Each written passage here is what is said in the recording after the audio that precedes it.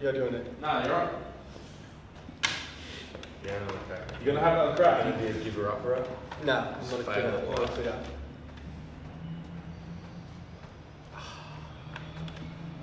Welcome to the culture.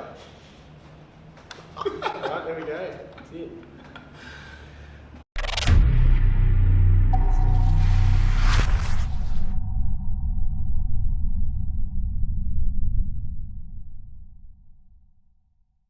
Welcome back to the culture for the final armchair coaching. We are back from Junior Nationals, which was on the weekend. So we're just going to recap pretty much the whole thing, and we're going to be completely honest with some things that we fucked up with, but it's also some things that we believe we did really well. I think as a whole, there was far more benefits than there were negatives, far more positives than negatives. So, but definitely one big rock that we fucked up with. Big rock. Yeah. So we started on Friday night with Dean Antoniadis, the reigning junior national champion. Actually, before we get into Dean, we also had Paddy unfortunately pull out. So we did a great 20-minute video on how we program for somebody, and then Paddy pulled out because he got bronchitis on the Tuesday. He was lifting on the Saturday, got bronchitis on the Tuesday. I called him up and he was legit dead. So He was dead. we unfortunately had Paddy pull out, so we did a great episode on episode 4 about Paddy's program, and then Paddy pulled out, which was really disappointing. But unfortunately, life happens, and you can't do much about that. That's it. So we got started there. We got there on Friday night, and it was Dean Antoniadis, the reigning junior national champion from the previous year in the 66 kilo class. This year it was a 69 kilo class with the new weight classes. Dean's prep overall was very hit and miss with his injury that he'd had going on. It had severely impacted the volume and intensities that we could throw at him with squat and deadlift. So he only squatted his second attempt at 180, missed his third of 187, and then deadlifted 188 his opener, and then missed his 200 twice for second and third. He had previously done 222.5, but his one lift that he did train, he got a 7.5 kilo PR, 120 kilos on his bench press, so we're very happy with that. So obviously the lift that we trained turned out really well. Something that Jamie had previously mentioned, that one of the flaws of our weekend, probably the only flaw, was managing expectations. We probably could have managed Dean's expectations a little better.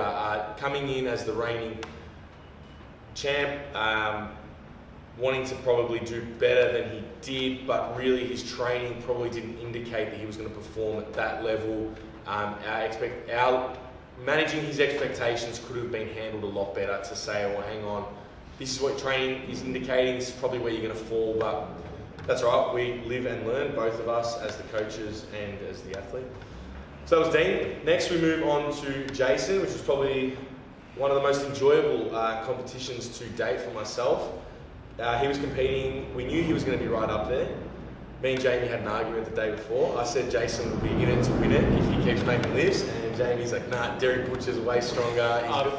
He's pulled this, and this. I'm like, nah, fuck Instagram. Everyone can be strong on Instagram. People pull with bendy bars, they use straps, who knows? No, don't hit dead. Short pauses. This is the reason we all compete in the same conditions, on the same platform, with the same equipment at the same time, so that the best potential lifter will win the competition. So the goal with Jason was literally just make lifts. My goal was subtotal, go 6 from 6, and then address it from there. So Jason made 6 from 6. He squatted 213, which was probably on point. Maybe could have had 214, 215, but at that point, when you're looking to win a competition, it's about building the total. So I'm not going to risk an extra kilo or two And then lose 5. to lose 7 or 8 from 205. Which was a 3 kilo PR. Which is still a 3 kilo PR.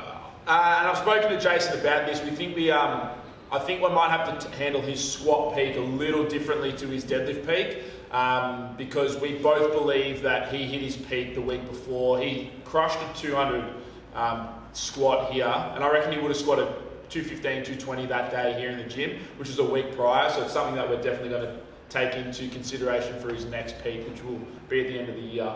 But 213 was a 3 kilo PR, so pretty happy with that. And then same with bench, went 132 for his third. Probably could have I think he would have had a couple more there, but again, the goal was to build the top. The other thing was that also influenced our decision making was Derek Butcher missed a squat and missed a bench. So he left kilos on the platform. So we're going to make kilos up. So we went into the subtotal now only 3 kilos behind. So pretty much neck and neck. And I was confident that Jason could outpull him. Also knowing, just keeping my eye on Derek and how he was performing, he didn't look confident. And so be it. They both opened at 260. JP changed Derek's to 261, so we were going second. They were going second, could see what we put in for a second attempt. Jason made 260 with some Sock issues. Some Jacob Skepper's sock issues. Sock dilemmas. And we finally got out there, puts the socks on, still 30 seconds to go, pulls the weight, awesome. We put in 280, JP puts in 277. So that would mean if they both made their second, Derek would still be in the lead. However, it makes it a lot easier when the other lifter misses his attempt. So he missed second, Jason makes 280, we're now in the lead. Once Derek missed 277 the third time, we would already won. Jason was national champion, so we go to 289, take the open national record. A little bit of a cherry on top on a great day. So Jason went 9 for 9, best performance to date, awesome to coach. I was really happy for him, and yeah, we walked away with 1 junior national champion, which was sick.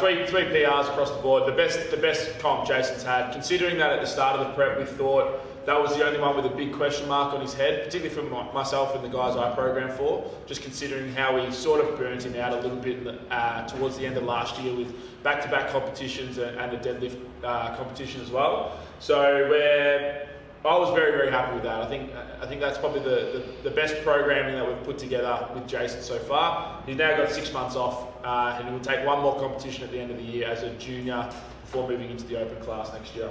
Moving on to Sunday, we had 3 lifters. So again, Paddy pulled out. He would have been in the second session on the Saturday. Unfortunately, we couldn't run him there. So then we had 3 on the Sunday. We had David Dobson at the start, which was in the first session on Monday. So 105 kilo lifter. Had only done 1 competition previously, had a pretty good training cycle all up. With David, we decided to switch him to sumo, which I think we've all decided was not the right call. He did get a 1 kilo PR. He sort of decided to switch himself to sumo, and I think all of us were like, hey, stronger conventional, but he wanted to run it, so... Yeah, so early on in the career, lifting, we'll definitely give a lot more of those decisions to the lifter, but I think the coaches will take over now and say, back to conventional for you, boy, back to your rolling deadlifts. But David went 236 on his squats, which was 11 kilo PR, which was amazing. It was a really good lift, probably one of the best lifts of the weekend, I think. 11 kilo PR, big jump, 3 from 3, heaviest weight he's ever had on his back. The heaviest he'd squatted in training was only 217, because we were trying to really not let him overshoot. When he goes a bit heavy, he sometimes cuts depth a little bit, which I've told him off. Yeah, we shat in his mouth. But 11 kilo PR on his squat, a 2.5 kilo PR on his bench press with 155. So going into the subtotal at 6 from 6, again with 2 good PRs under his belt. And then the deadlift, we overruled. Charlie had 127 on the card, but then we pushed him up to 231. Yeah, 228, and we pushed him up to 231 for his final attempt. He hit it. He probably did have another 3 or 4 kilos left in him, but overall finished the day with I think a 12 kilo PR. A 14 kilo PR, and just a really good competition. Really 9 from 9. He's only 20 years old, so he'll be moving into a couple more years of juniors here. And then just this week, I'll put this up as well. He squatted 240 in training. It's not off program because he wasn't actually on a program, but he did squat 240 yesterday. So hopefully looking to take down to 250 this year, which would be unreal for David. It's going to happen. I'll take Changarangs. So I'll take Chan, and then Didier can talk about his own competition. So Chan and Didier competed together in 94's final session. Really good day. Chan, looking at the numbers, I knew he could be in for a placing, so I was just, again, same as Jason, making sure we make lifts. It's the best thing you can do, build a subtotal and be up there in the deadlift. So we went 6 from 6 and got 212, which was a 2 kilo PR for squats. 135 for bench, which is I think it's 5 kilo. Yeah, so 5 kilo PR. So 7 kilos PR into the subtotal. Yeah, and one thing with Chan, he's been a bit nervous on comp day, and so his execution was really good, probably his best execution to date, which I was really happy with, going in 6 from 6. And we were 6 kilos behind seconds, or in third, going subtotal, but lighter. We were a heavier body weight, so we needed 7 kilos to come second.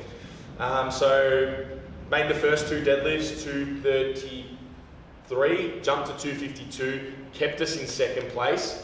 And then JP, who was coaching Jeremy Hines, put in 255. I was like, oh, Chan could pull 262 for second. However, this was the issue. If we pulled for second and missed, we'd drop to fourth and give up third place.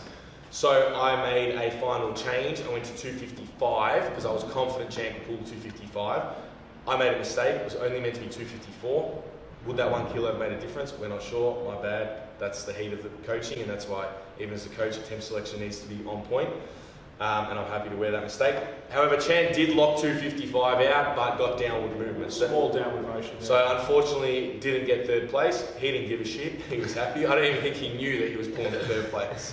So that was good fun to coach that as well. I really enjoyed that aspect of coaching.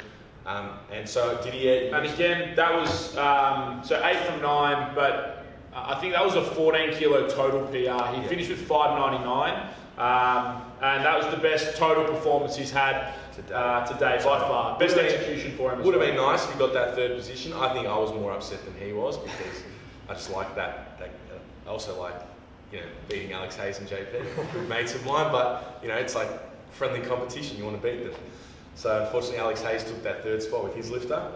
And Didier, you're going to talk about your comp, and then I also want you to talk about what you learned this weekend, helping me out, and especially being around guys like Alex Hayes and JP, who are very knowledgeable with this stuff. I've been around it for years, and I learned a lot, and I'm sure you learned a shit ton more. Definitely. So starting off squats, my training coming into the competition was good, but it all just came down to execution on the day. I just, under pressure, thinking the judges were calling depth, just buried them. It just goes to show, especially early in your career, the sooner you can get good technique, the better, because old habits die hard. I've had years of low squatting, and even after a fair time of a lot better technique, it just comes back to bite me up the arse. So I only hit 192, 2 kilo PB. So I've just got to execute better to demonstrate the strength that I've... Still a PR. Still PR, so I was happy, was able to knock it a bit, but once I execute better, there'll be a lot more there. I just want to add one thing on that. Even though probably you expected it to get a bit more, with all lifters out there, take PRs. Even if you know there's, a lot of lifters come off the platform and go, I had more in me. That's good, doesn't matter. If you've got a PR, build momentum, make lifts. Dave has now gone 2 comps. I think last comp was 8 for 9 or 9 for 9. He went 9 for, he hasn't missed the lift. So he hasn't missed the lift. So Dave's done his first 2 comps, 9 for 9. Dave has had more in the tank on all his lifts, but he's got confidence now. And you start to build some confidence, momentum, and now you can start to sort of push it a bit harder. Rather than going 6 for 9 and 7 for 9 and missing lifts, and then you sort of don't know where you are. So I think myself and Dave both were able to remove the emotion from it, stay level-headed, and just take. As soon as I came off 190, it was hard to just give me 192. I wanted to squat 199, 200, but I know it's better just to make the lifts than push for what you really want, miss it, and then leave with the sore taste. Same thing. Dave came off after 155, and he said, "That's all I had. I didn't deserve any more." And I was like, "Good on you, Dave. You can see that. A lot of people can't do that." He was able to remove the emotion, think logically, and understand that's what he had, so that's what he got on the day. Bench 128, touch under what I was hoping for, but I missed my second on a technicality. Ass came up, so it's still a massive PR, 10.5. So not disappointed at all. But we just made a conservative third just to make sure I kept my ass down. Didn't want to miss my third and end up with not hitting a big P. So once PB. So once again, it's always better. If I'd have gone 130, might have missed it. Ass might have came up. So just take what's there. Took still a 10 kilo PB, but just pulled in a little bit just to be safe to make as many lifts as possible. Deadlifts went well, pulled 268.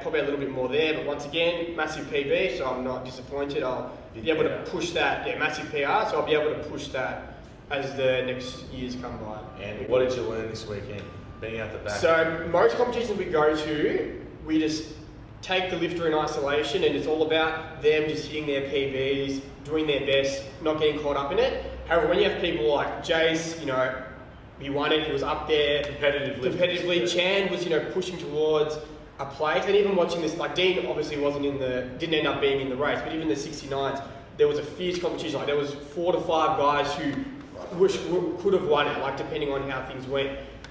Those big competitions like that, like it actually becomes a sport. Like a local meet, there might be some times where there's like 4 or 5 guys, but most of the time it's pretty much you versus you. Where these big meets, it actually becomes a sport. All the coaches are really watching the scoreboard, seeing what the other people are doing. Even us, we were watching what Derek was doing to see what he's got. Usually we wouldn't care because it's all just about our lifter, but we're even watching warm-ups because we need to know how they're doing, because how they're doing will allow us to pick what Jason's going to do and to try and get that win. So it definitely becomes more tactical, more of a sport. You need to... So yeah, for example, with Jason, I watched Derek's 260 opener, and I immediately looked at Potsy and said he doesn't have much more in him. And I knew Jason was going to pull something solid. I think Jace had 300 on the day. Easy. So. Yeah, but we're going for it. That's it. I don't give a shit about 300. Jace, it's there, Jace.